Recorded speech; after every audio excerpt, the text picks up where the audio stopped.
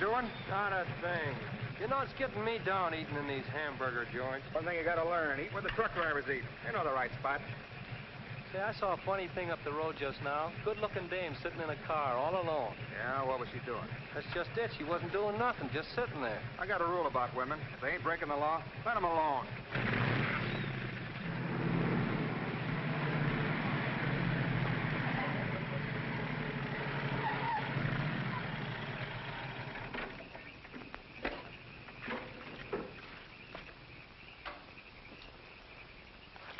I didn't mean to disturb you, miss. Just wanted to be sure everything was okay. Excuse me, lady, but are you sure you're all right?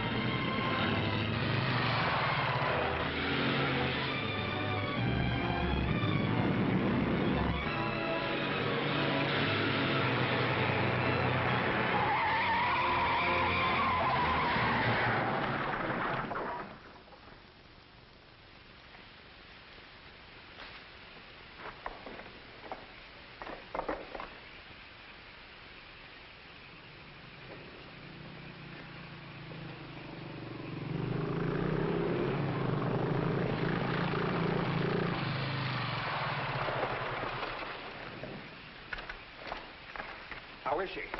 Luckier than she deserves. I just checked on her up the road. She was acting kind of strange then. I'd better call that ambulance.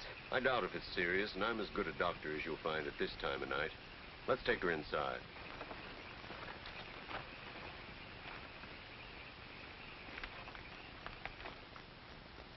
Well, no bones broken. Bruises, that's all. I think you better rest here for the night. I'm a little surprised. You're a beautiful young woman. You've been in an accident. You haven't asked for a mirror. Perhaps that fits with the way you were driving tonight. Perhaps you find the idea of living not very attractive. Is that any of your business, Doctor? As a matter of fact, it is my business.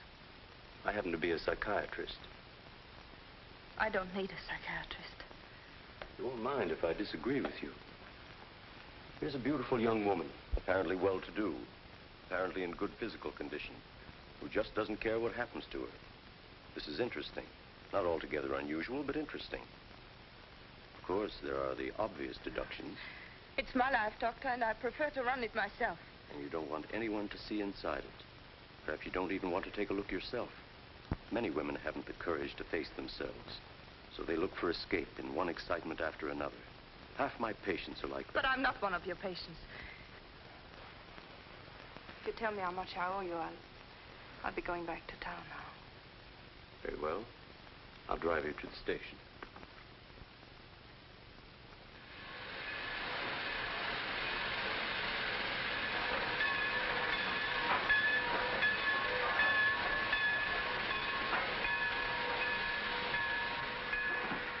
Miss Damien, you're an intelligent woman, not an idiot.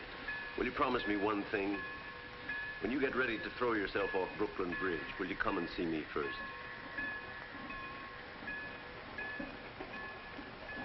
Goodbye, Doctor.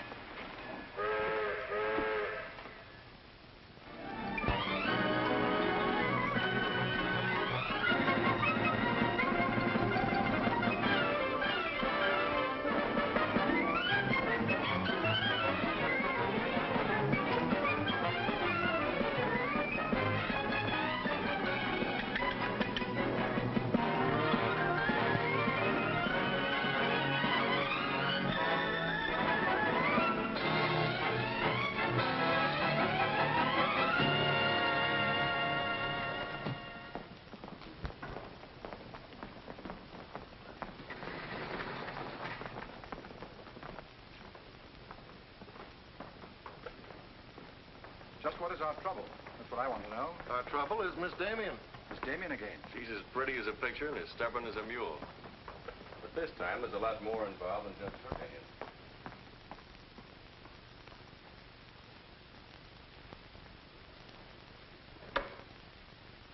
Come in, Miss Damien. We were just ripping you up the back a little bit. So I gathered. There's nothing personal. It's about Mr. Cortland.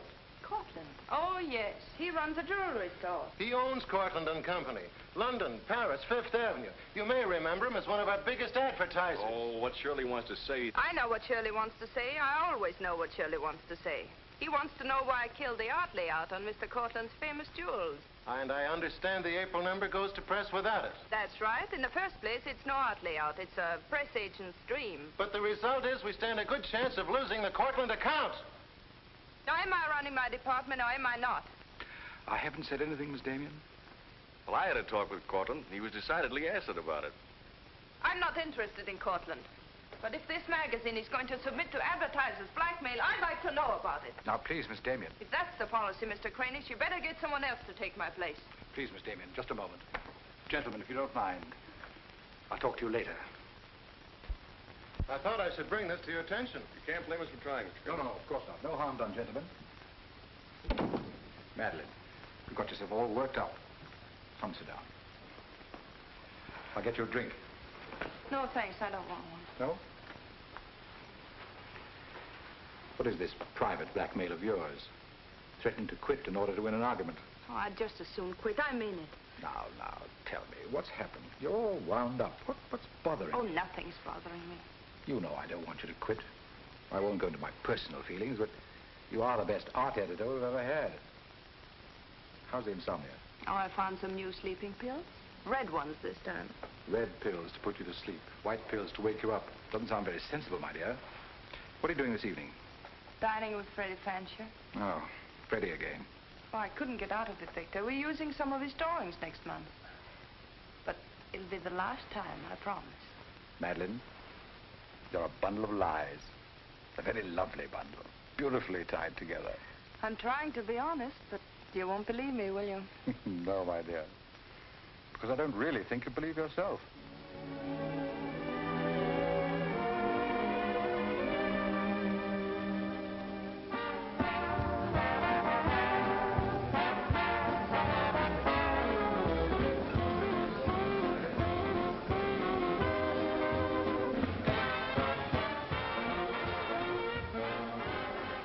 Why do you have to go back to that bore, Freddie Fancher? You haven't even given me a chance to make love to you. You've been doing all right. You know something? It's awfully hard making love to a woman who makes more money than I do. It'd be much easier if you made love to me. Would it? Oh.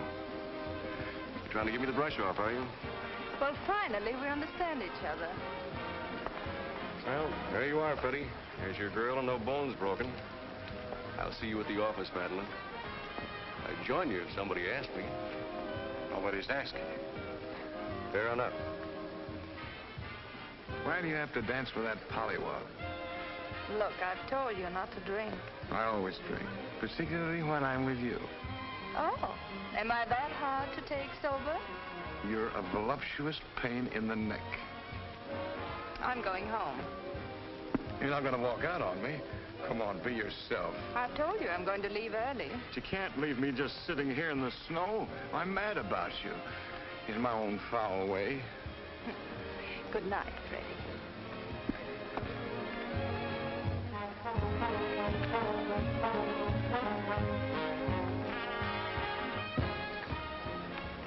Any chance of getting a cab, Jim? I'll try, Miss Damien. Oh, Miss Damien, here's someone I know you're anxious to meet. Mr. Felix Cortland, one of our most prominent advertisers. How do you do, Miss Damien? How do you do? Mr. Garrett is the soul of tact, don't you think? He's just been telling me all about you. Oh, I hope he wasn't that blunt. Oh, you needn't worry. I always form my own conclusions. Can I give you a lift anywhere? My car's just outside. No, thank you. They're getting me a cab. Oh, I'm very sorry. I'm sorry, Miss Damien. There isn't a cab around. Oh, how long do you think it'll be? That's hard to say.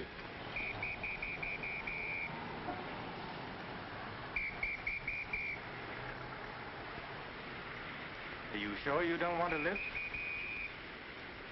Well, there doesn't seem to be any alternative. Good night, Mr. Garrett. Good night, Mr. Cortland.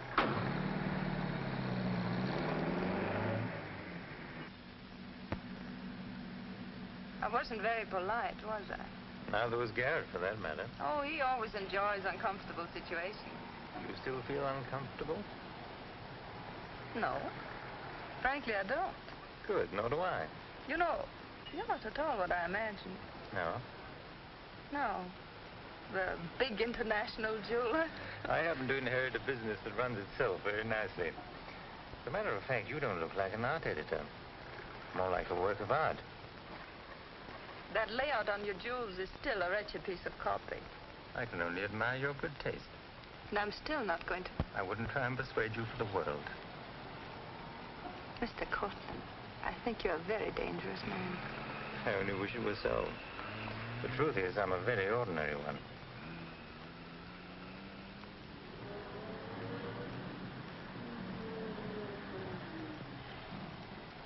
Oh, I'm sorry. I forgot to give you my address. It's my fault. I forgot to ask you. Won't you come in for a minute? No, I don't think so. Oh, but you really must see those jewels you've been insulting. They're much handsomer than the photographs. I'll need you in about 15 minutes. But I said I wasn't coming in. Oh, yes, so you did.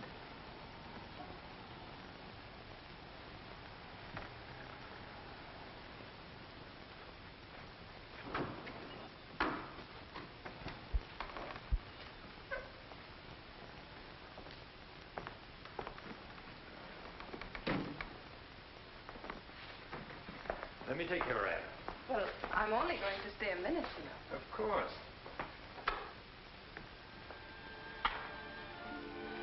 What a wonderful room. I've had this place a long time. In fact, I'm pretty disgustingly rich. Don't you find that rather pleasant? Oh, it's not so hard to take once you get the hang of it. I think I know all the troubles that come with money. And all the pleasures. Well, have you got me all figured out? Only what I see here. Good books, fine pictures. Wonder if you ever look at them. Oh, but I do. I'm a lonely bachelor, and I spend hours here all by myself poring over old manuscripts. You don't expect me to believe that, do you? Didn't my father paint that? Was Stephen Damien your father? Uh-huh. That's very interesting. Is it? I remember when he came here to paint that picture of my mother. Everybody was fascinated by him, especially Mother. Father ended by chasing him out of the house. I'm afraid that's the way it usually ended. My father was very much in love with life. That's a Hungarian custom, isn't it? Mm-hmm. Not exclusively Hungarian. Weren't you going to show me your jewels? Oh, yes, of course. I'd quite forgotten. That's the reason we came in here, wasn't it?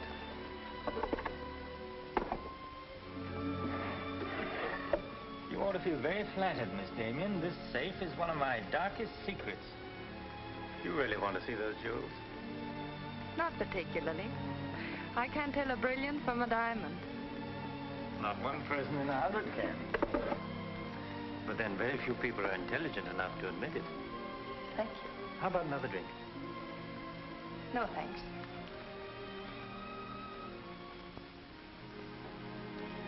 You know, you need relaxing. Lots of relaxing. I can hear your nerves snapping like rubber bands. I'm not nervous at all, see? You're a very curious mixture. A highly moral voice. That's not me, that's my mind. A man's mind, I'd say. Why not? I do a man's work. And desperate eyes. Eyes full of shadows. Insomnia does that. Does it?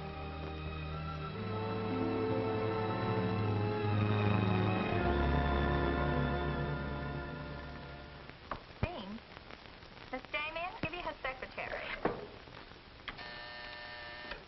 Miss Damien's office? No, Mr. Cortland, she's not here yet. Shall I have her call you? Yes, Mr. Cortland. Where's Glamourpuss? She hasn't come in yet. Well, who sent these? Mr. Felix Cortland. Mr. Cortland. It's very interesting. She never misses, does she? Mm-hmm. Jealous. If I'd given it any thought, I could have predicted it. Gladys, I won my bet. She's got a new boyfriend. I guess those dames gotta have no excitement all the time. Yeah, here today, gone tomorrow. Personally, I don't see what she sees in it all. Is that any concern of yours? No, Miss Damien. I didn't hire you to gossip about my private life. No, Miss Damien. Go get your money. You're through.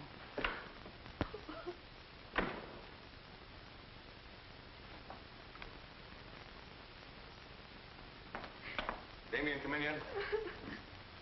What's the matter, sweetheart? Miss Damien fired me. Fired you? What for? He heard me talking about Mr. Cortland. Cortland, eh? Don't you worry, baby. I'll fix that. I understand you fired June. That's right. What's the idea? I don't like people to gossip about me. You don't, eh? No, I don't. Well, it's pretty late to be thinking about a thing like that, and it's a rotten trick to take it out on your secretary. Get out of here. You don't think your life is a secret, do you? Boys were betting 8 to 5 this morning that the Cortland layout would be in the next issue. You're disgusting. Madeline, why don't you get wise to yourself? Everybody else is. One romance after another. That's your whole life, and you adore it. Get out. You try to dress it up with pretty words, but you don't fool anybody. They know what you are, and you'll never change. Get out! You don't care because it's too much fun.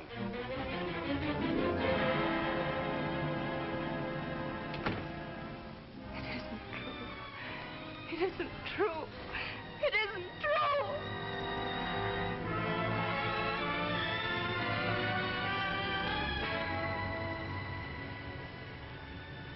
I'm a little surprised.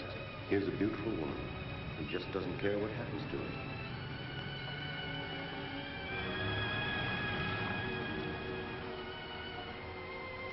Many women haven't the courage to face themselves, so they look for escape in one excitement after another.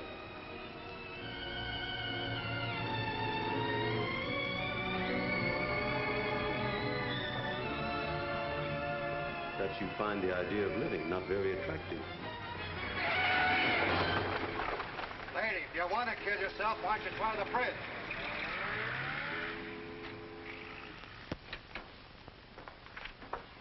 I'm glad I was right. An intelligent woman, not an idiot. Sit down.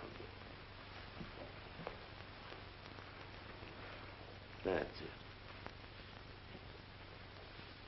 Now, if you feel like talking, just go ahead and talk.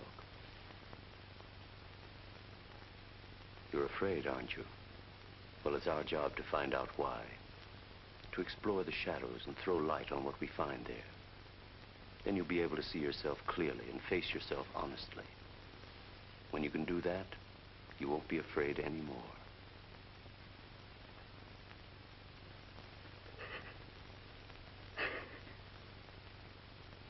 I was living with my father. Mother had left him before we came to America. I was 10. And to me, the way he lived seemed romantic and wonderful. He was a successful painter, and women adored him. He went his own way and did what he pleased. Just as you've been trying to do? I suppose so. But why? Did it make him so very happy? Oh, I was certain he was the happiest man in the world. Until he killed himself. And you couldn't understand why he did it. You understand now? I think I do. Did you ever do any painting yourself? I used to. Why'd you give it up? Oh, didn't pay enough. And besides, I didn't want to be like my father. I wanted my own life. And have you been living your own life?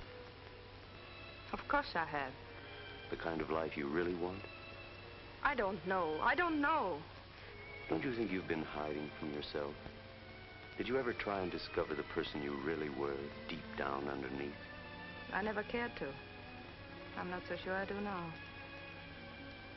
In that case, I'm afraid I can't help you. But of course, that's entirely up to you. Shall we go on then?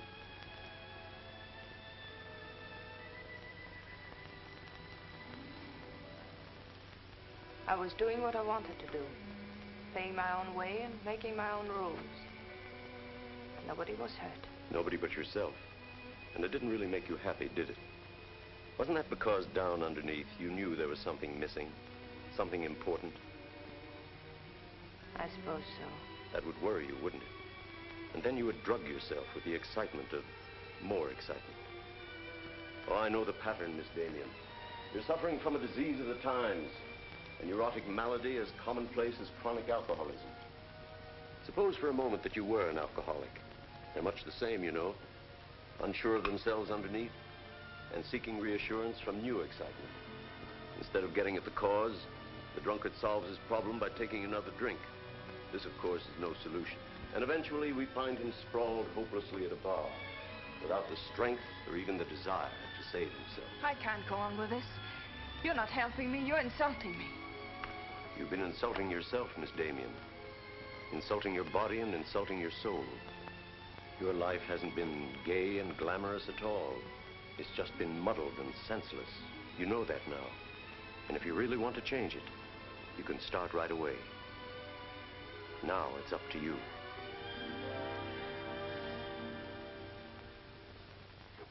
You can have my apartment, Ethel. The rent's paid till the end of the month. Darling, I feel like a vulture, wheeling over your head. I'm not in, whoever it is. Miss Damien's office. No, she still hasn't come in, Mr. Cortland. Well, I don't know exactly. Later in the day, Did he hang up? Yes, good. Let me call him back, darling. You may be sorry later. Everything in this pile returned without comment. This I would ask to see more of their work, and these you may be able to use. But you haven't given me your new address. I'm not giving it to anyone.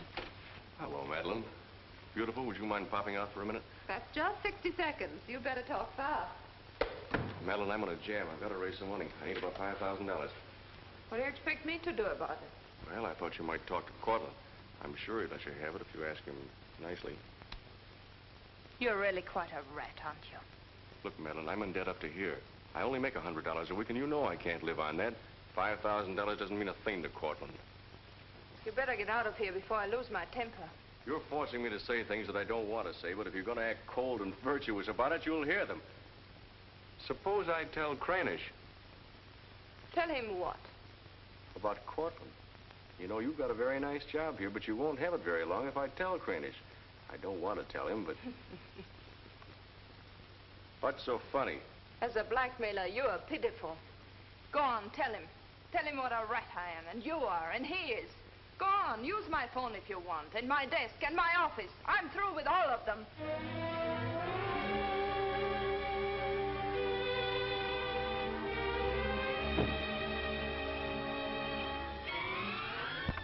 Boulevard magazine.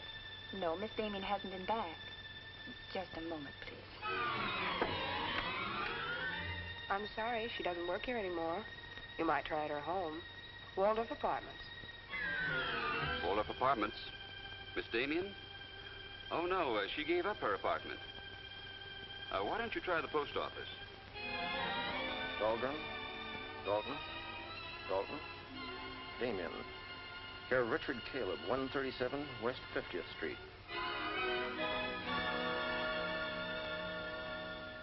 Well, I've nothing to do except that Miss Damien has taken my advice as a doctor. She'd been living in an area of infection, and she's removed herself from it. I take it you consider me part of the general contamination. Now, you've come here for information, not diagnosis. I usually charge a fee for insulting people. I'm willing to pay for data of any kind. Yes, I gathered that. But I have nothing for sale. I suppose you're being very ethical, but I'd like to talk to Madeline. In your presence, if you wish. Miss Damien is living under a different name in a different world. She told me to tell you, if you inquired, that she was busy growing a new soul. Now, would you please keep off the grass? Goodbye, Mr. Cortland. Goodbye, Doctor. Doesn't it ever worry you, playing the almighty in this fashion? Not particularly. I'm used to it.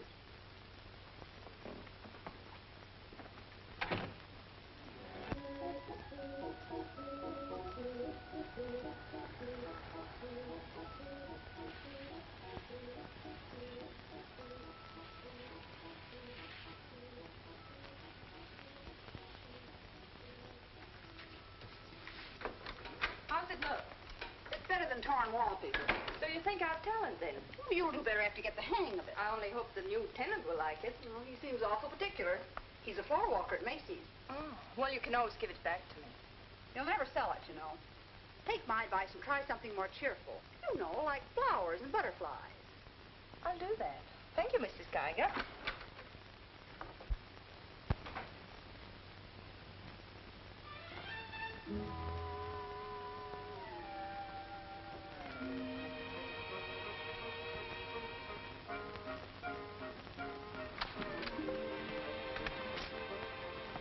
thanks. You saved my life. Is this yours? Yes. Mrs. Geiger would scalp me if she knew I kept mice in my room. Well, why do you keep mice in your room? Oh, pathologist, part of my homework. I really shouldn't bring these fellas out of the lab, but, well, I got kind of attached to this one. Oh, thanks again. Hey, women are supposed to scream. Aren't you afraid of mice? Well, no, but next time I'll scream.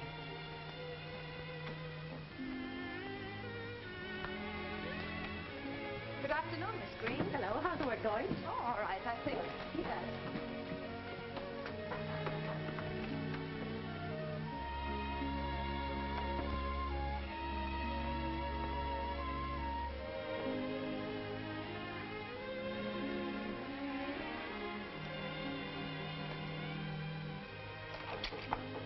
Come in. Hello. Hello. Say, you're an artist, aren't you? Well, I don't know. Oh, Mrs. Geiger said yesterday that you were. She's an authority if I ever saw one. I was wondering, could you do a job for me? Want your portrait painted? Me? Oh, no. No, nothing like that. I'm doing some research, and it has to be illustrated. Oh, what do you want me to draw? Nothing fancy, just blood cells and things. Sounds fascinating. Oh, it is, really. You see, it's a lot like... Oh, no, you'd be surprised. It really is fascinating once you get in it. Of course, I'm on a fellowship, and I couldn't pay you very much. Matter of fact, I couldn't pay anything till the first of the month. That'll be all right. Oh, fine. Swell. It's all settled then. I'll see you at my place about 6 o'clock. Oh, but couldn't I? Oh, sure you can. I just live downstairs. You know, the mousetrap. Oh, by the way, my name is Cousins. Mine is Dixon. Very glad to know you, Miss Dixon.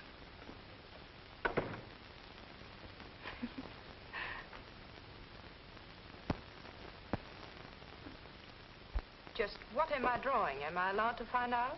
Sure. Effect of anti-reticular serum on cell tissue. That's all I wanted to know. Oh, say, that's quite good.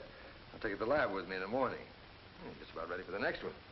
Do you realize it's 12 o'clock? Hmm? I haven't had my dinner yet. And you haven't either. Oh, gosh, I'm sorry, but well, I got so wound up on this. So did I, but now I'm hungry. Well, tell you what let's do. We'll go out and eat. That's a brilliant idea. I'll get your coat. Do you do this all the time?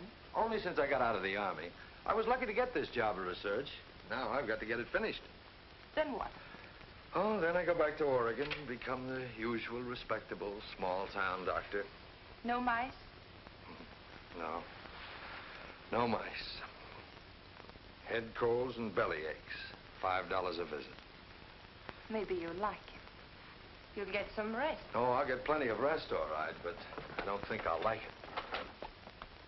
You folks going out this time of night? That's right. We're meeting a few friends at the Busy Bee cafeteria. We don't want to miss the floor show. We'll have to hurry. See that he eats. He hasn't got any more sense than a goose. I'll feed him with a spoon. I got onto it first up in a little town in Germany while I was still in the Army. I'd met a couple of Russian medical officers who were working on anti-reticular, and, well, they were pretty steamed up about it. Pie, sir? No, thanks. We got together the first night over a bottle of vodka.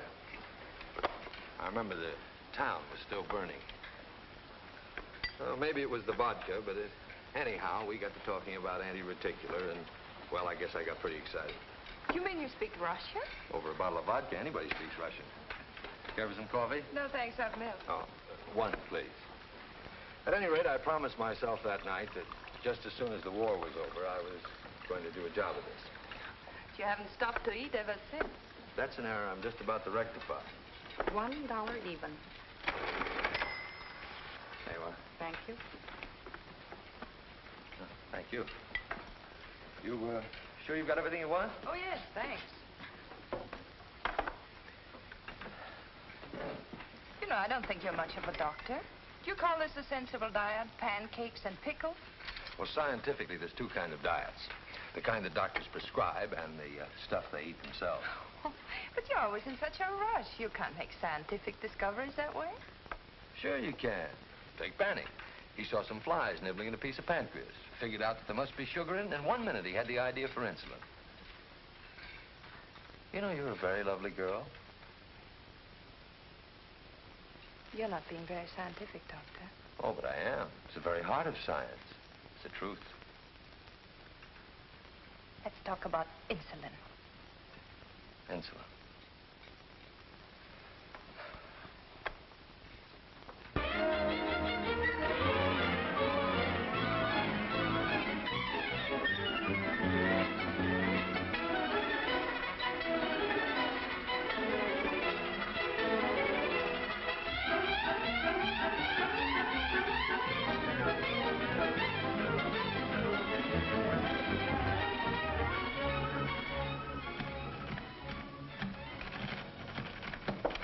Come in.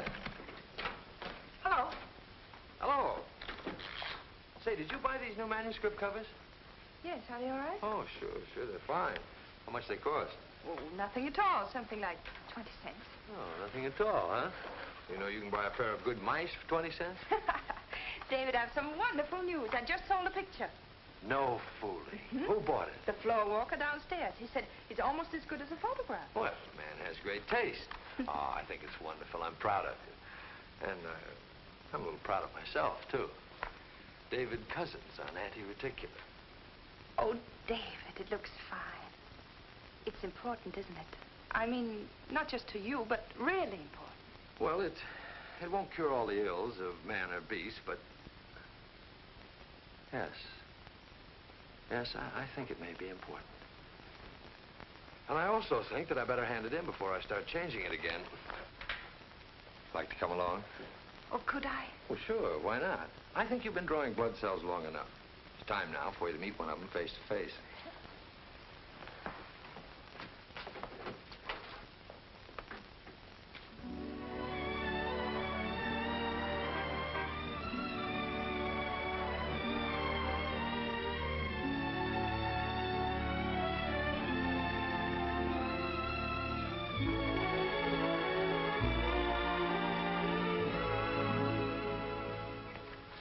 I hope your text is as good as your illustrations. I hope so, too, sir.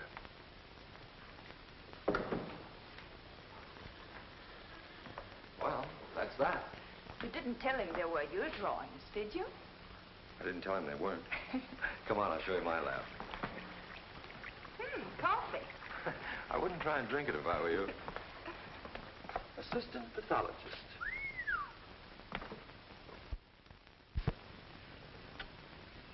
Well, this is me. How do you like it? Oh, I think it's wonderful. But how do you find anything in this place? Been here for 6 months and I haven't lost anything yet. Doesn't matter anyway. The boss okays my research, I'll be out of here in a week. Back to Oregon? Yes, back to Oregon. All that way just to make a living. Is it as bad as all that? Oh, what's the use in kidding, Madeline? I'm so much in love with you, I can't see straight. I haven't done any work in here for days. I just sit around waiting until I can see you. I know. Because that's just what I do. Wait to see you. Darling. Oh, darling, I never felt like this about anyone before. Tell me, when did you first know? Oh, when I first saw you, I think. Yeah, me too. I'll never forget you standing in that hall with a mouse in your hand. Only I didn't know then what was happening. I thought I had the flu. Will you marry me? Oh, David. Well, will you? We don't know each other. I mean, you don't know me. Oh, but I do. Of course I know you. Now, what do you want to know about me? David Cousins, M.D., University of Oregon, Captain Medical Corps Reserve, young, healthy, and very much in love. Will you marry me? Oh, please don't ask me now. Well, I've got to ask you now. I want to marry you now. Please give me time, David. I'm all mixed up. I'd like to go home now. All right.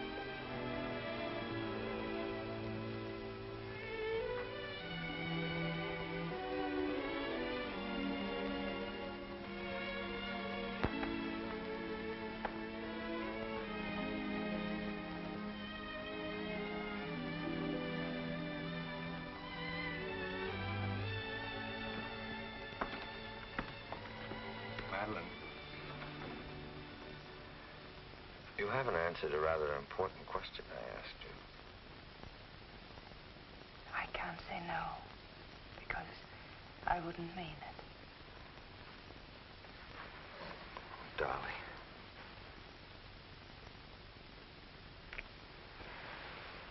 David, I do love you.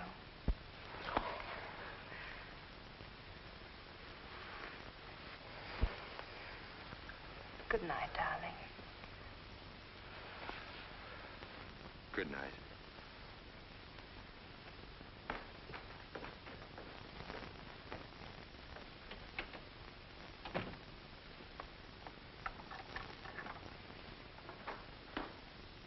Hadn't you better close the door?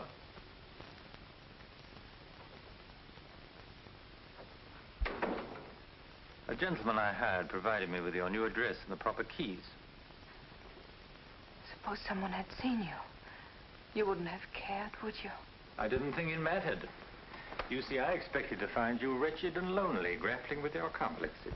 Rather naive of me. Will you please go? Of course I'll go. But before I do, wouldn't you like to tell me about him?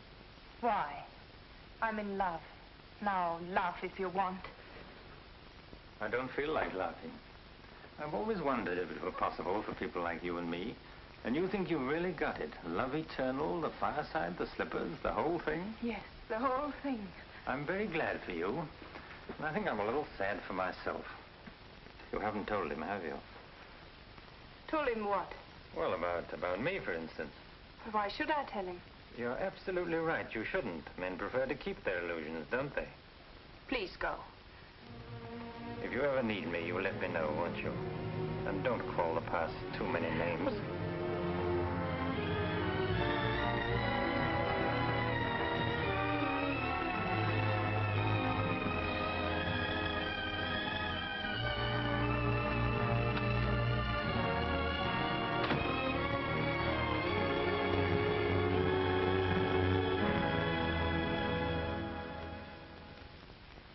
Don't care what you say. I'm going to marry him just as soon as it can be arranged. You want to run away from your problem? I'm not running away. Are you? You're looking for security from someone else instead of building it within yourself. But I love him. I can't talk to you if you don't believe me. Falling in love doesn't cure everything overnight. What do you mean? Let's be honest. There's a side of you that hasn't fully changed. Isn't that true? That is true, isn't it?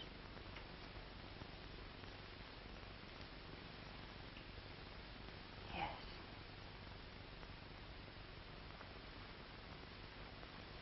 Have you still not told David about yourself? I couldn't tell him. You let him fall in love with an illusion, with someone who doesn't exist. I could never tell him. He might stop loving me. Isn't that a risk you'll have to take? You're being very careless about it. You can't build a lifetime relationship on a lie. If you're really in love, you'll tell him. With the others, it was different. But if you love him... Will you please stop saying if? How many times must I tell you I love him? But real love is a sharing. If you're strong enough to face this yourself, you're strong enough to face it with David. Oh, I can't do it. I can't risk the only happiness I've ever had. That's up to you, Miss Damien.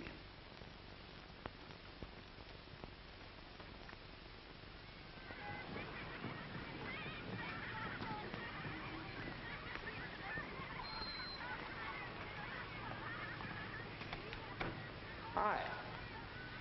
Hello, darling. You're home early, aren't you? Well, I didn't get fired, if that's what you mean. Dr. Lutz read my paper. Really? What did he say? Well, he liked it. Oh, David, that's wonderful. The only trouble is he thinks it's so important he wants me to go to Chicago and read it before the convention. Oh, David, no.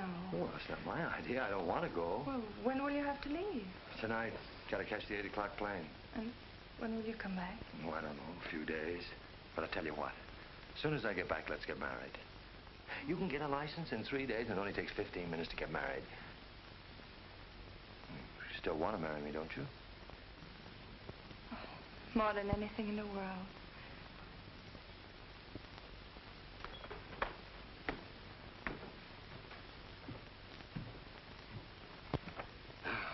You know, I'm going to feel kind of silly at that convention. Of course, it's a great honor and all that, but you realize that I'll be talking before some of the biggest men in the field? What's the matter, darling? Nothing. I was just thinking how I'd feel if you didn't love me. Oh, don't be silly. Not a chance. David, could you ever stop loving me? Oh, that's really a gruesome thought. Of course not. Even if there was a reason? The world is bothering you. Nothing. I just wanted to be sure. Sure about what? That you loved me and not an illusion you built up about me. Scientists can't believe in illusions. I believe in you. You're the best thing that's ever happened to me. 4 shirts. I wonder if that'll be enough. Come to think of it, it'll have to be. That's all I've got. Socks? Well, that just about does it. Madeline, was there something special on your mind? Something that you wanted to tell me? Just that I love you, that's all.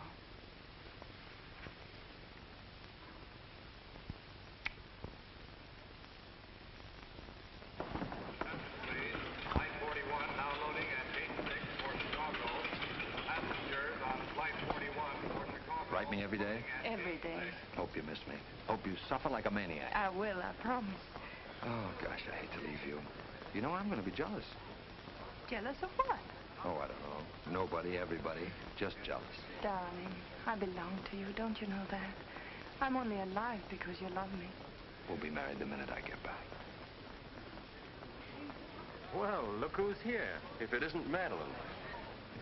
How are you? It's been a long time. David, this is Mr. Garrett. I used to work with him on a magazine. Howdy, Garrett. I quit the racket, though. Or perhaps the racket quit me. Garrett's doing some confidential work for me now. How are you, Miss Dixon? This is Mr. Cortland, David. Dr. Cousins, my fiancé. You're a very lucky man, Doctor. I think so. Well, goodbye, Miss Dixon. My congratulations to you both. Oh, thank you. Good night. Good night. I don't believe a minute of it, do you? Garrett, you're a very cynical man. You don't believe in true love. You don't think Madeline does either, do you? I don't know, but I've always been fascinated by miracles.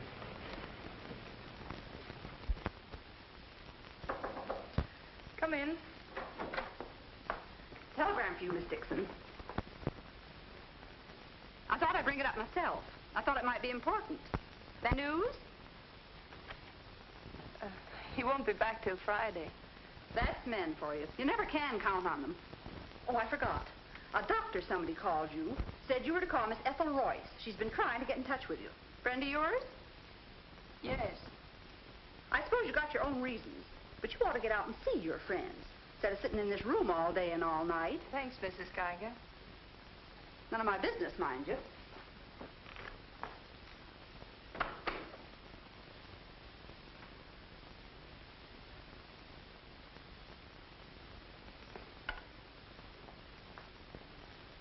Ethel, this is Madeline.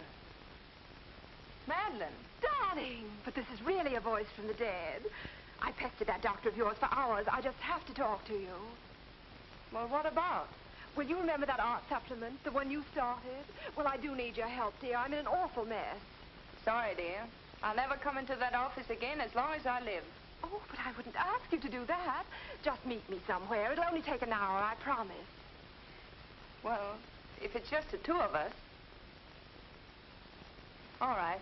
I'll be there at 5. Oh, so relieved. We were really desperate. Wonderful. I'm just dying to see you. Bye, dear. She'll do it. Good. Wonderful thing, professional pride. It never dies. How'd you sound? Awful. What do you expect? Too bad. Victor, I don't want you to be there. Wouldn't think of spoiling your reunion, my dear.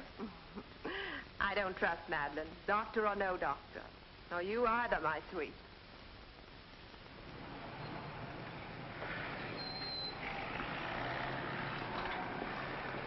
Hello, Miss Damien. Glad to see you back. Glad to see you, Jim.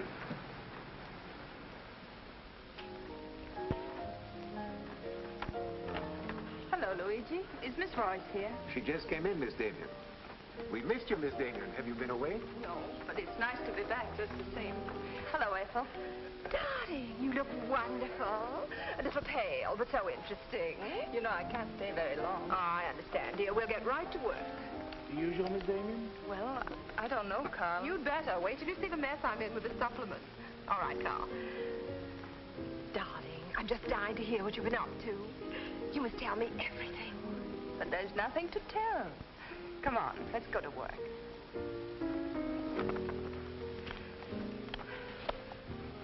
You're just marvelous, my dear. You made the whole project seem utterly simple and practical. Not for me, please. Darling, you used to be able to drink 10 in a row. I'm out of training. No one would know it, my dear. You seem just like the old Madeleine again. It's the surroundings. What do you say we have dinner and go to a show? No, really, I've got to stagger home. Madeline, my dear, this is a surprise. Victor, hello. What good fortune running into you like this? Do you mind? Don't let us fool you, Madeline. You heard me making the date with you. It's true, but I'll deny it. Frankly, I wanted to have a look at you. You look very dashing for a hermit. Thank you. We've all missed you desperately, haven't we, Ethel? As though our little hearts would break. What about a drink with your old boss? I've had Please. enough. 3, whatever it is. I've got all the data we need on the supplement. Good. What about the data on Madeline? No data. Now, if you'll excuse me, I You really can't have go now. Look who you'll run into. He's seen you. Mr. Garrett no longer graces our staff. What happened? He got to be utterly gritty. Say nothing of a slight discrepancy in his accounts. Mr. Garrett believes that the world owes him a gay life, no matter who pays for it. Well, hello, stranger. How are you? Wonderful. Nobody here seems particularly glad to see me. Should we be? Oh, well, it's been nice knowing you. There goes one reason for my ivory tower. What? Darling, I'm constantly running into men who adore you. Slews of them. Hated them all. I know what you're thinking. I had an odd way of expressing my distaste. Not odd, darling. Shall we say just, moody? Well, here's to memory.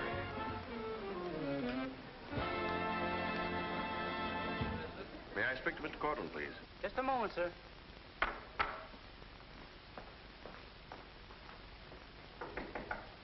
Just a minute.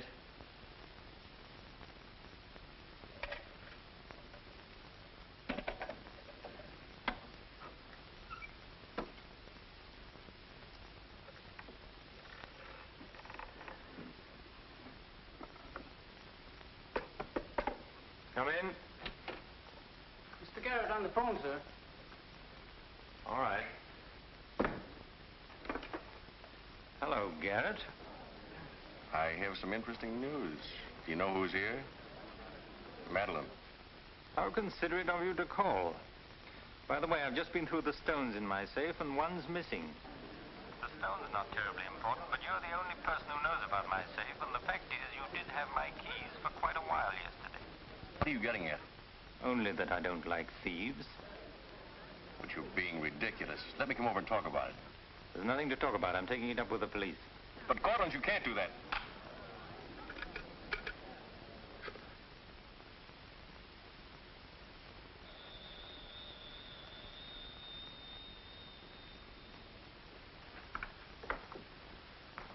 Mr. Garrett again, sir.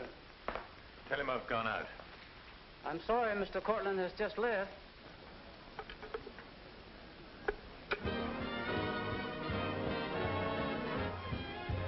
Are you all right, darling? Of course I am. You're not going to disappear again. Oh, yes. Back to my treetop. It's raining. Let me drive you home. Oh, no. Ethel wouldn't approve. Good luck, my dear, in your treetop. Bye, darling. Well? Let's face it, she's a changed woman. She'll never change, darling. She's just got herself a new set of words, that's all.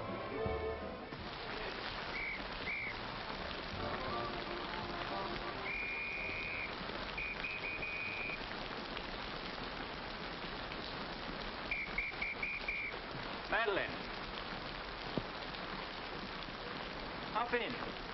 No, thanks. I'm waiting for a cab. Don't be silly. There are no cabs. You'll get drenched. Please. I'll drop you off. I'm going home alone. Come on, in you get.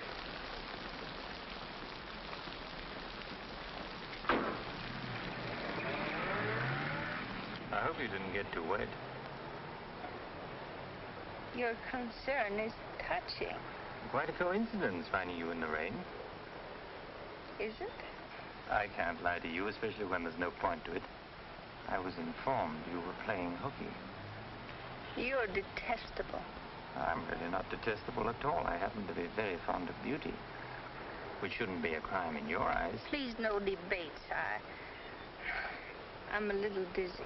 A good dinner will soon take care of that. Why do you always hound me? You know I despise you and everything you stand for. There's always a chance I may be able to improve your opinion and your manners. I'm sleepy. You know you're very lovely. Please don't bother. I'm not listening.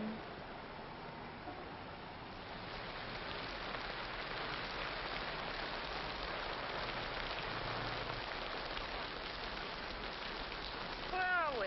Don't you remember you visited here once upon a time? You're foul. You said you were taking me home. You forgot to mention the subject. A significant omission, as your friend Freud would say. Come on, I'm getting soaked. That launch you. I'm going home.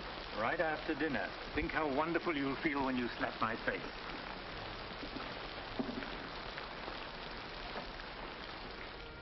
That'll take the chill out of your bones and maybe even your heart. Still cold? Oh, no. It's quite warm in here. Cigarette? Thanks. Very warm. Light? No, I'm not really detestable, am I? No. I am. Why? Because I ought to go home. In this rain, you mustn't even think of it. You see, you are detestable. And you've been very annoying for months. Madeleine, we belong together. You know that. No, I don't know that. Of course you do. We feel the same way about life. You're not making sense, Mr. Courtney. Why make sense? Doesn't this make more sense than talking and lying? No sense at all. Then what would you call it, darling? Stupid. Madeleine, you're wonderful. Stupid. You're sweeter than ever.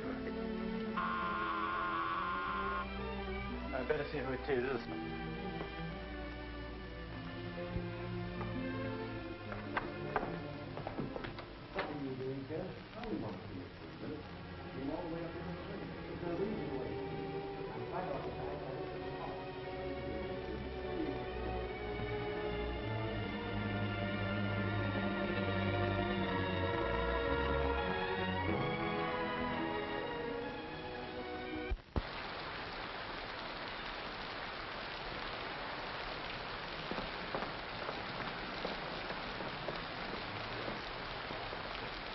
But I tell you, I'm going to raise the money. I'll pay you, honestly. I don't like dealing with thieves. That's a job for the police. You swear out a warrant, you'll never get a dime. Look, I didn't sell it. I just had to have some money temporarily. Here's the pawn ticket. I'm not interested in pawn tickets. Good night, But, Gary. Carter, you've got to give me a chance. I said good night.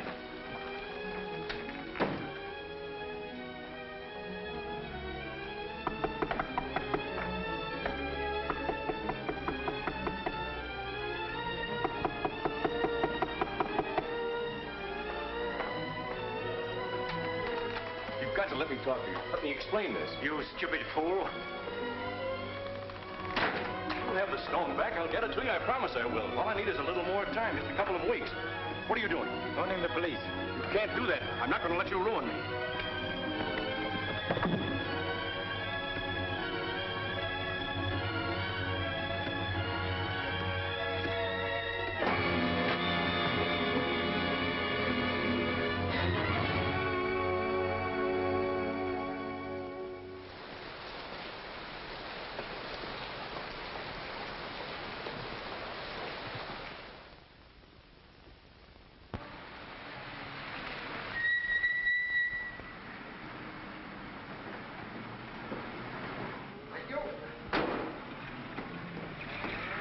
You're looking very lovely this morning, Mrs. Geiger. You wasn't expected back until Friday. That's what I like. A cheery welcome home.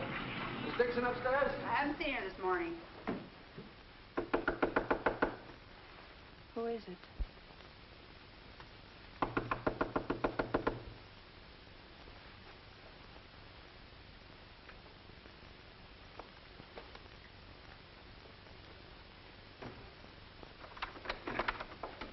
Hi. Darling. Oh, I couldn't wait till Friday. I just said my little piece and ran out on them. Oh, I needed you so badly. I feel lost without you. Don't ever leave me again. That you can depend on. Say, I've got big news. I'm a success. Oh, tell me all about it. What in the world's the matter with you? You don't look very good. Come on, I think you better get back in bed. Now then, first, I don't have to go back to Bellyaches in Oregon. You're not marrying a small-town country doctor, young lady. You're marrying a promising young research scientist. At least that's what Dr. Broder says, and he ought to know. He's got a long white beard. Oh, darling, I'm so proud of you. I think I'll take your temperature. Gee, I wish you could have been there. When I finished reading my paper, they all got together and offered me my own laboratory in California. I still can't believe it. There it is, right in the paper. You'll find it on the bottom of page 10.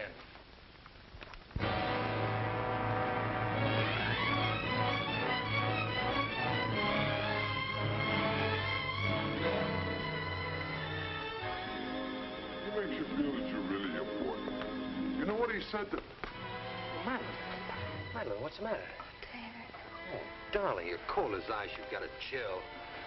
You stay right here. I'll be back in a minute. Oh, don't go. Don't leave me. I'll only be a second. I want to get a hot water bottle and some more blankets.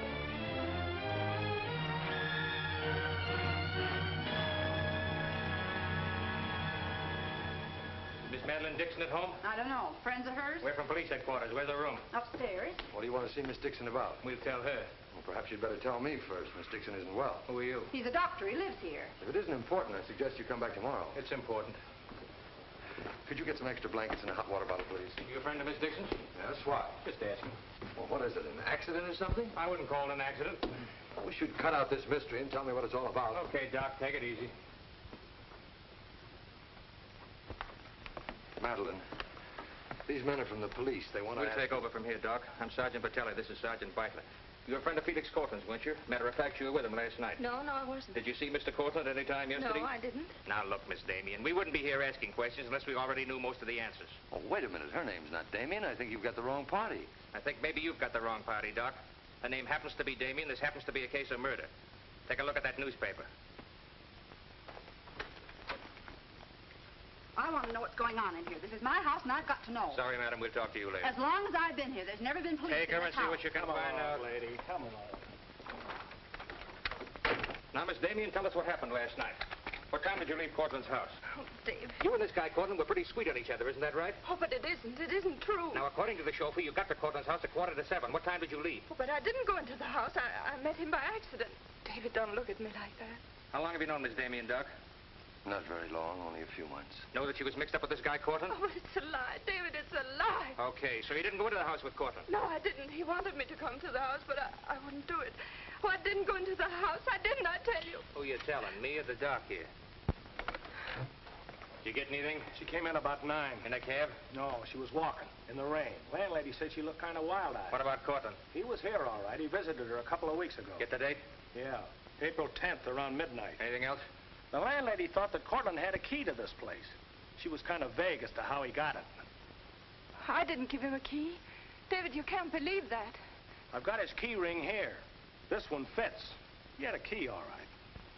But I didn't give it to him. Where are you going? Oh, David, don't leave me. I didn't kill him, I swear. I didn't kill him. Who cares whether you killed him or not?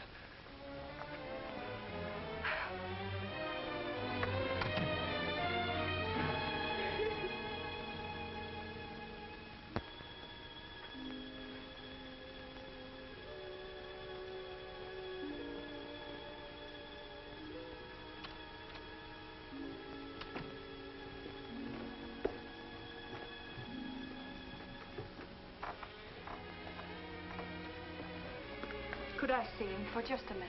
Well, it isn't regulations. Okay, 60 seconds. David, please listen to me. You lied to me. You've always lied to me. But I'm not lying now. I didn't want to go with him. He said he'd drive me home. And he made love to you, didn't he? Oh, don't deny it. Of course he made love to you. He had a key to your room. I should have told you many things. I tried to, but I just couldn't. If this thing were so innocent, you would have told me. When I said I was in love with you. When I asked you to marry me. I was afraid, David. I was afraid you wouldn't understand. You bet I wouldn't. Before I met you, I was horrible. But you changed all that. You made me sane and happy. Why keep on lying? You tried that upstairs and it didn't work. Look, I was in love with you. All right, I made a mistake. I thought you were something wonderful and you turned out to be something else. So let's just forget about it. The only thing that you can do for me is let me alone. I love you, David. I'll always love you.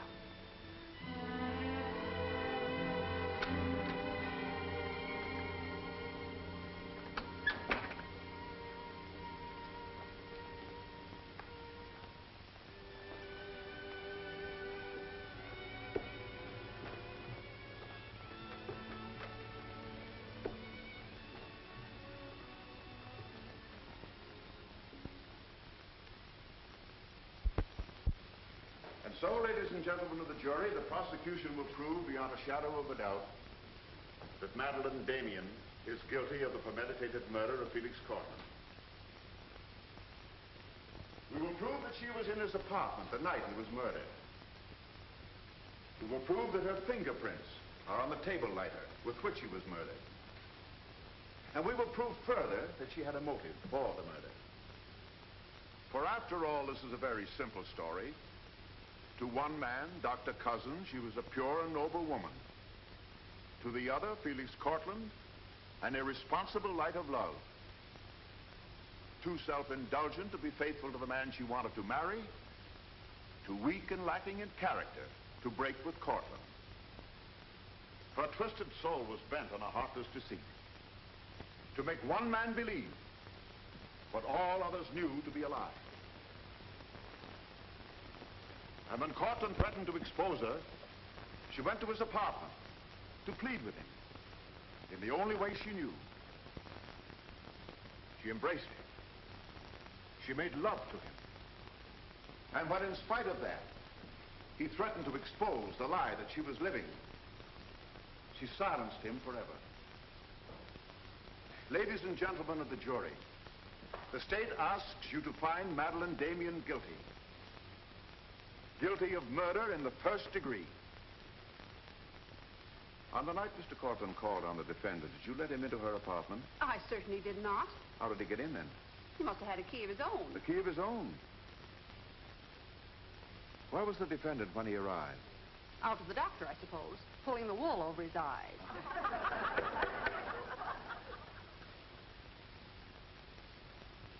Thank you, Mrs. Geiger.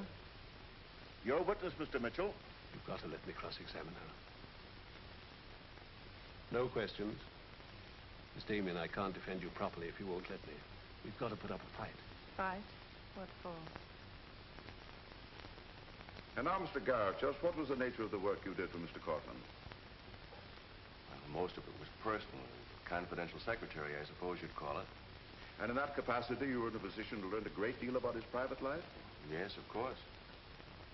Did Mr. Cortland know that Miss Damien was lying to Dr. Cousins and concealing her true character from him? I'd rather not answer that question, Mr. O'Brien. You see, both Miss Damien and Mr. Cortland were friends of mine. Yes, I understand. Well, let's get back to the meeting at the airport. What was the attitude of the defendant when Cortland saw Dr. Cousins? She was embarrassed, naturally. Yeah. She was embarrassed, naturally. Thank you. Your witness, Mr. Mitchell. I've got to cross-examine. If I don't, we haven't a chance. Don't ask him anything. No questions. Were you a close friend of the defendant? Yes, I was. Did she confide in you on matters of a personal nature? Yes, she did. If you were asked in this court, do you think you could recall any of those intimacies? I could recall some of them in lurid detail. Your Honor, I object. Objection sustained. Well, let me ask you this, Miss Royce. Would you say in general that men found Miss Damien attractive? Definitely. And would you say that Miss Damien found men attractive to her? I'm afraid I most certainly would. You would? What were the relations between Miss Damien and her former employer, Mr. Cranish? They were friendly. In your opinion, was there anything more than friendly? I object, Your Honor. The question calls for the conclusion of the witness and is prejudicial. Objection sustained. Dr. Cousins, I'm Dr. Caleb. Miss Damien's a patient of mine. I don't happen to think she's guilty of murder, do you? No, I don't. She may be guilty of other things, but in there she's being tried for murder. And she won't even defend herself. got a pretty good lawyer, hasn't she? She needs your help, Doctor. In her own mind, she's not on trial for murder. She's on trial for those other things. And it's not the judge who's trying that case, it's you. I don't want to be rude, Doctor, but I don't think you know what you're talking about. I'm sorry to disagree. You see, I've been treating Miss Damien for some time. I happen to be her psychiatrist. Dr. Caleb. I'm sorry to have bothered you, Doctor.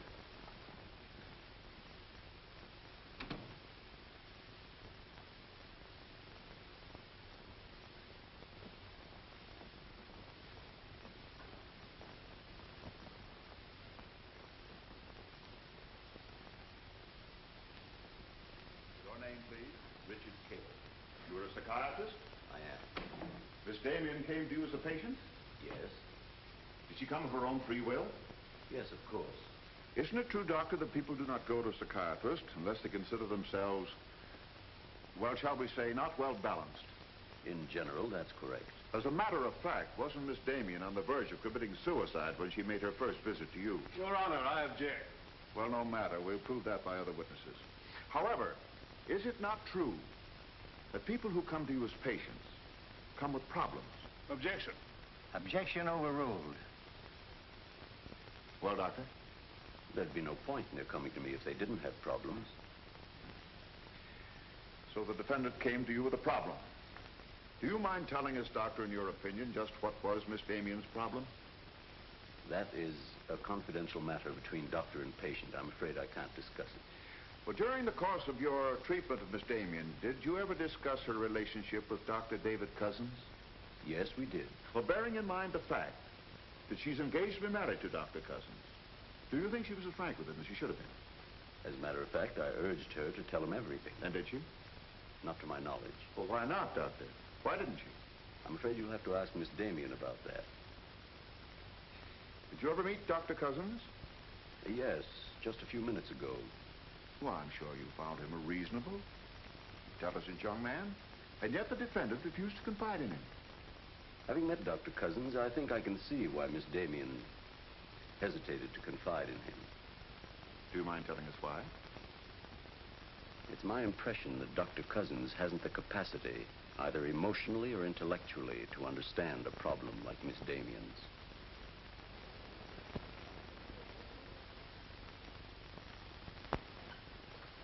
How's the trial going, Doctor? Not very well, I'm afraid. There's a Dr. Cousins in your office. Oh? You said you weren't expecting him. As a matter of fact, I was expecting him. Hello, Doctor. Sit down, relax. Tell me, is this a professional or a social call? Dr. Caleb, you said some pretty rough things about me this afternoon. Yes, I did, didn't I? I think I'm entitled to an explanation. So do I. As a matter of fact, I'm very glad you came over. I wanted to talk to you about Miss Damien. I'm not interested in Miss Damien. I'm glad to see you're still in love with her. And I'm not in love with her. All the better. Then we can approach the subject of Miss Damien as one scientist to another. You see, I'm interested in Miss Damien because she's a patient of mine. I believe I was well on the way to solving her problem.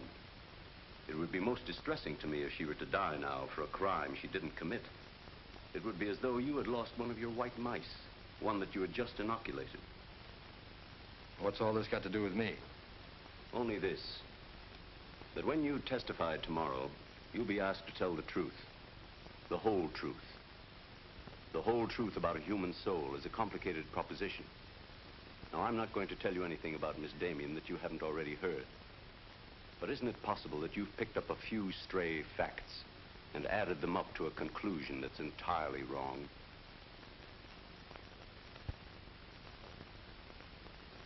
Won't you sit down, Doctor?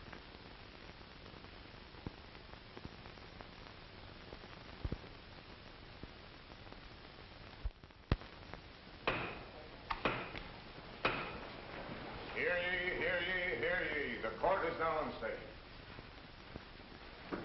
Call your next witness, Mr. O'Brien. Dr. Cousins, please. This will be their last witness. You've got to let me put you on the stand. I tell you quite frankly, Miss Damien, if you won't testify, we haven't got a chance. Raise your right hand. You solemnly swear to tell the truth and the whole truth, nothing but the truth, so help you God? I do. Please be seated. Your name, please. David Cousins. Under what name did you know the defendant? Madeline Dixon. Did she ever tell you her true name? No, sir. Did she ever lie to you about her identity? Yes, sir. How long did she continue to lie to you? Till the morning the police came. Did she ever tell you about her relations with Cortland? No, she didn't. You proposed marriage to the defendant and she accepted you? Yes, sir. And still she didn't tell you about Cortland? No, sir. When did you first know the true relationship between them? Same morning, the morning the police came. Oh, I see. Then from the moment you met her until the day she was taken into custody, you didn't know the truth about her character. I object, Your Honor. Mr. O'Brien, haven't you covered your point? Well, Your Honor, I'm merely trying to clarify for the jury the true nature of the defendant's motive. Proceed. Thank you. One more question, Dr. Cousins. If you had known the truth, would it have affected your love for the defendant? Your Honor, I must protest. Let him answer. Objection withdrawn. And now, Dr. Cousins, if you had known the truth, would it have affected your love for the defendant?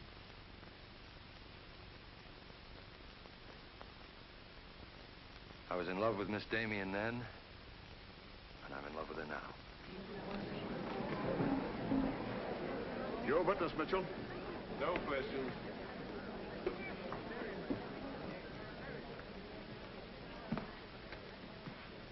Did you really mean it? Yes, I really meant it. I can't believe it. Now will you let me put you on the stand?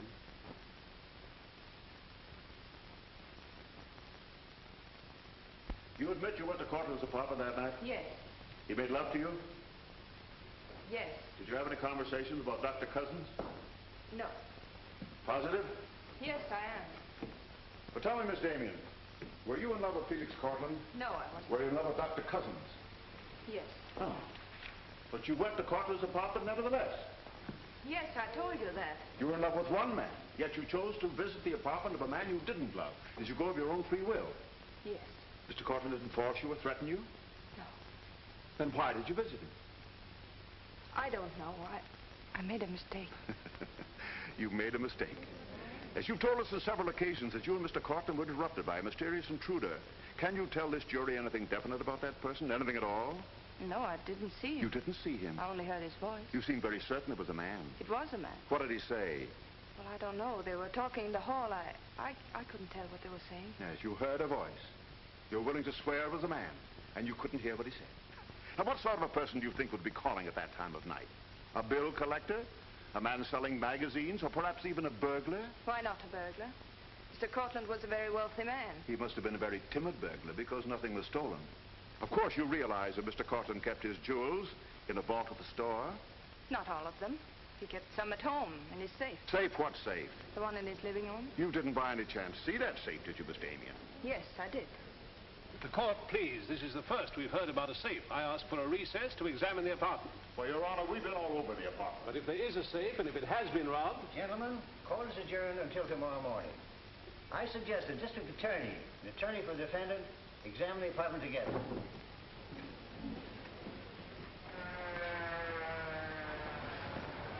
What about this safe, Mr. O'Brien? What safe? How about some papers on the inside, Mr. O'Brien? You boys better wait outside. I may have a statement for you when I come out. Mr. O'Brien. Huh? Mind if I tag along? I don't know why you're sure. The fine witness you turned out to be. Couldn't help that, sir. All right, Garrett, where's the safe? Me, Mr. O'Brien? I don't know of any safe in here. I didn't think you did. If you want an unbiased opinion, I don't think there is a safe. Well, here's a learned counsel. Perhaps he knows. Where's the safe, Mitchell? My assistant's checking the location with Miss Damien. He'll be along in a minute. Oh, you're on a dead one. While we're waiting, maybe Mr. Garrett could tell us where the safe is. I've asked him, he doesn't know. I don't understand that, Mr. Garrett. You were very close to Cortland, weren't you? That's right. I'm sure if there's a safe in here, I would have known about it. At least I would have seen the key to it. The answer's very simple. There is no safe. What did you find out? I got the dope on it, Mr. Mitchell. Splendid. It's over here in this bookcase. You were wrong for once, Mr. O'Brien. Could be. What do you know about that? Have you got Cortland's keys? There they are. Thank you. That looks to me very much like a safe, Mr. O'Brien. Yes, it does, doesn't it? But not like a safe that's ever been robbed. I don't think a good burglar would leave those behind. I guess we're right back where we started from. Well, I've seen all I want. How about you, Mitchell? You win this round. Lock it up, sir. Yes, sir. See you in court, gentlemen. I'll give you a lift, Doctor. No, thanks. Sergeant, I have some papers here, Mr. Cortland, I'd like to put in order. Do you mind if I stay? It's all right with me. We're finished with the place. Thank you very much. Anything I can do for you, Doctor? Oh, I was just curious about something. I've never seen a safe like that before. One that operated with a key. Come to think about it, I guess I haven't either. Normal assumption about a safe is that the lock works on a combination. Yes, I guess most of them do. I was wondering how you knew that this one worked with a key. You said you'd never seen the key to it. Did I say that? Uh-huh. I guess I must have said something I didn't mean. Oh, I see. There could be another explanation. Really? Yes. That you were lying when you said you'd never seen the safe before. You're not serious, are you, Doc? I'm a scientist, Mr. Garrett. When we get hold of an odd fact, we consider every possible explanation. We make some of our most important discoveries that way. Well, it must be fascinating work. Yes, it is. Suppose I had known about that safe, which I didn't. What would that prove? Frankly, nothing. But it does suggest a theory. You were very close to Cortland. You knew about the safe. Maybe the safe was robbed. Perhaps he found out about it. He was quarreling with a man in the hall the night he was killed. Maybe that man was you. That's a very interesting theory. Yes, isn't it? Well, as I said, I'm a scientist. When we hit on a theory like that, the next thing we do is to test it. That's all I'm doing. I see. Then you won't mind having a little talk with the police? Why, no. Why should I? Fingerprints. But then, of course, if you've never seen the safe before, you won't mind them checking it for yours. Oh, certainly not.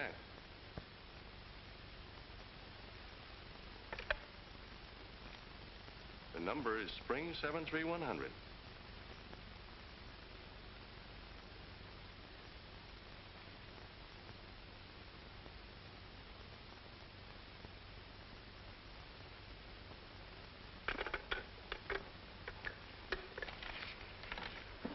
Okay, Doc. No hard feelings. Don't you think this sort of thing is rather out of your line, though? I guess maybe you're right. Bye, Doctor. Goodbye.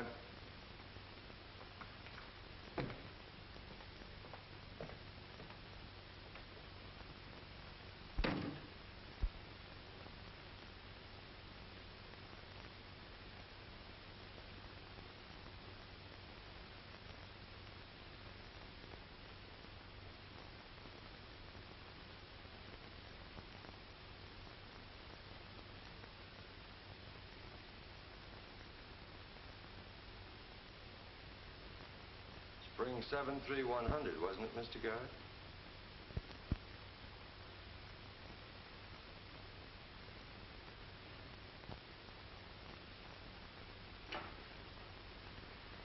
I guess maybe I underestimated you, Doctor.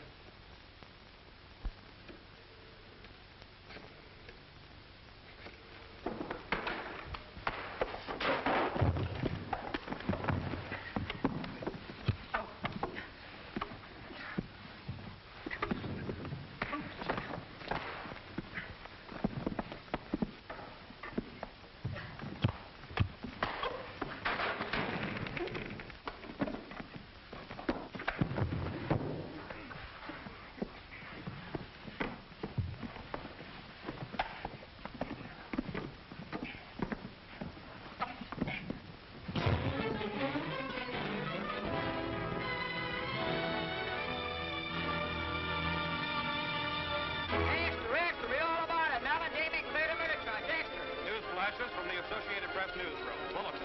Madeline Damien has been exonerated of the murder of Felix Cortland. Full confession by an ex-employee, Jack Garrett, is in the hands of the district attorney. It was a trial marked by many surprises. Notably, the beautiful defendant's startling disclosure of the jewel vault hidden in the apartment of the late diamond importer. The beautiful Madeline Damien goes free, and Broadway is tipping its hat today to the young doctor who engaged the murderer in a battle royal. Mrs. Geiger, I've been looking for Miss Damien. Have you seen her? She's gone. She asked me to give you this. Gone?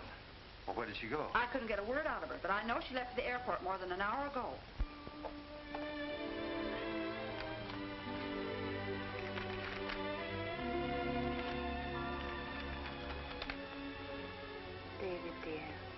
I can still hear your voice in that courtroom, and I'll never forget what you said.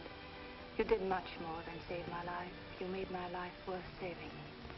I can't bear to tell you how much I love you and want to marry you. But right now, that wouldn't be fair. I'm going away for a while.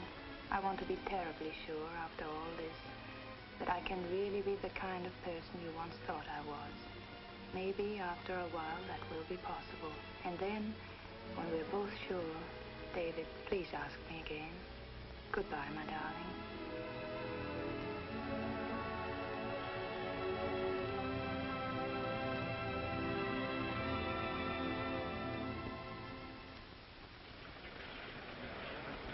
Passengers on Flight 41 boarding at Gate 6. Will you try and see him once in a while? Of course. You see, I want to be sure of myself. I'm sure of you. Are you really? After what you've been through, I'm very sure. On aboard, please. Goodbye. I still think you're making a mistake.